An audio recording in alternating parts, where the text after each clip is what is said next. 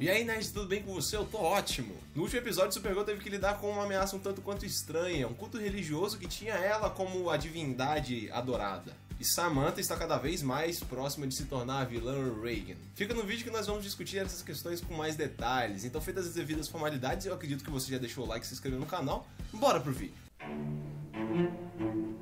Em geral, o episódio desenvolve muito o lado da Samantha, o seu lado ser humano, sabe? Aquele lado seu que ainda não foi totalmente contaminado pela vilã que existe dentro dela nesse momento. Então é muito bem desenvolvida a sua questão de humana, mãe solteira, essas coisas, todas essas coisas que a gente já tem visto durante uns 3 episódios. E isso me deixa muito mais curioso pra ver a transformação dela, essa quebra, essa ruptura entre uma ser humana do bem e uma vilã maléfica. Além de que o episódio também levanta um debate real a respeito de uma situação real. Mas vamos lá, a gente vai discutir isso direitinho. O plot principal do episódio envolve um culto religioso que adora a Supergirl e o deus Hal, que é o deus do sol lá de Krypton. O líder desse culto religioso é Thomas Coville, que foi salvo naquele mesmo acidente que Alex estava lá quando a Supergirl se tornou de fato a Supergirl. E nesse episódio, a questão religiosa, já que a religião, que é o plot principal todo aí do episódio, ela é algo muito marcante em todo o momento. Thomas Coville é aquele típico pecador que se arrependeu e encontrou transformação através da fé. Ele era uma pessoa com uma conduta totalmente desviada, ele bebia, fumava,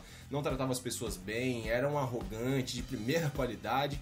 E a fé dele, através da fé dele, quando ele viu a Supergirl salvando aquelas pessoas dentro daquele avião, através da fé dele naquele momento, ele se transformou, ele se tornou uma pessoa melhor. Só que isso traz uma outra problemática. Beleza, a pessoa foi transformada pela fé. O problema foi o que aconteceu depois disso. Ele se tornou muito fanático pela sua fé. Thomas Coville induzia as pessoas a se colocarem em situações perigosas. Perigosas para si mesmas e perigosas para outras pessoas, que é o caso do incêndio que acontece lá no episódio. E isso não tinha outra finalidade a não ser que eles fossem salvos pela Supergirl. E essa questão de ser salvo pela Supergirl não era só uma questão de, quero ser salvo pela Supergirl.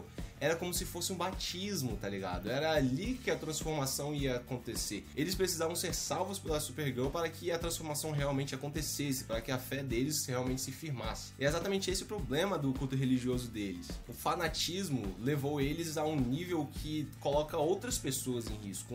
É um nível acima do que se pode deixar. Eles estavam cegos pela fé, eles estavam completamente cegos pela religião que eles estavam seguindo. Isso traz à tona um debate religioso atual, que é as consequências do fanatismo religioso, quebra-quebra, brigas, mortes, assassinatos, rixas, todas essas coisas que nós conhecemos muito bem. E desviando um pouco do assunto religioso, o episódio também dá continuidade à sua trama principal, que é a questão lá da Reagan, o surgimento, o plano de fundo de ser humana da Samantha antes de se tornar a vilã da temporada. É interessante perceber que a Samantha ela teve uma interação um tanto quanto íntima com a Kara Danvers antes mesmo de se tornar a Reagan. E vai ser muito interessante ver como isso vai desenrolar daqui pra frente, porque a Supergirl vai enfrentar uma pessoa que é conhecida dela, que é uma pessoa próxima dela. Beleza que lá na primeira temporada foram pessoas de Krypton.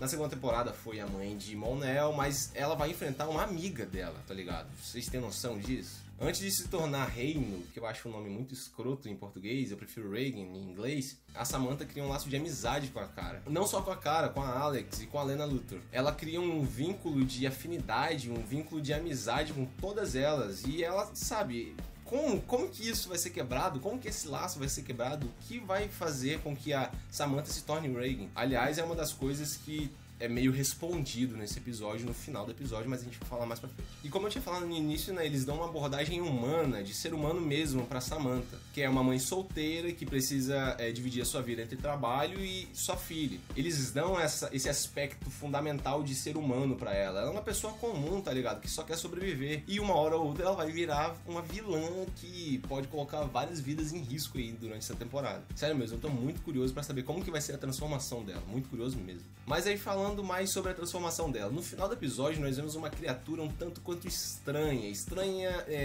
no sentido estrito da palavra. Ele é escroto, é estranho mesmo aquela criatura. Só que não é tão estranha pra quem já conhece a história de Reagan nos Novos 52, que é só nos Novos 52 que existe, né? Nos Novos 52, Reagan tem uma fisionomia parecida com a daquele ser que apareceu. Que ele tem a ver com o surgimento dela, com a transformação de Samantha em Reagan, a gente vai saber mais pra frente. Agora vamos falar falar um pouco sobre aquela cena final mesmo do episódio, tá ligado? É aquela cena que aparecem as incubadoras, umas coisas estranhas lá dentro da nave. Mas primeiro eu preciso dizer uma coisa pra vocês. Na saga dos Novos 52, nas HQ solo da Supergirl, existem 3 edições dedicadas ao desenvolvimento de Reagan. Lá, Reagan e mais 4 seres desconhecidos foram criados com tecnologias de Krypton. E eles foram criados com uma função, com uma finalidade, que é dominar os mundos. Na verdade, o nome que foi dado pra eles, e é um nome que ela se autodenomina durante as HQs lá, é de Matadora de Mundos. Eles são matadores de mundos, esses 5 seres. E o interessante dessa cena final é que tinham exatamente 5 cápsulas, 5 incubadoras, sei lá, dentro daquela nave. Será que veremos uma adaptação dos Matadores de Mundos na série? Bom, isso são respostas que nós vamos adquirir daqui pra frente. Mas que seria interessante seria, hein? Uma coisa que eu deixei por último, por questão de relevância mesmo, eu não vejo relevância nenhuma nesse assunto, nessa abordagem que eles deram pra eles, é a questão da Alex e da Meg lá, a questão do filho. A Alex quer ter uma filha e Meg não quer.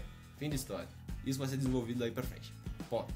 Eu achei extremamente aproveitável, não no que se refere à trama principal, porque isso foi muito pouco abordado nesse episódio, mas no que se refere a questões e abordagens que existem no mundo real, que nesse episódio foi a religião, ou o fanatismo religioso, como vocês quiserem interpretar. Podem ser tiradas diversas lições, diversos debates do que foi levantado no episódio, e isso fica por conta de vocês, porque eu não vou levantar questões religiosas aqui. E acabou, espero que você tenha gostado. Se você gostou, deixa o like, se inscreve no canal se você não for inscrito, e se você já for inscrito, compartilha com seus brothers, e desculpa por ter saído atrasado o vídeo dessa semana. Então é isso, valeu!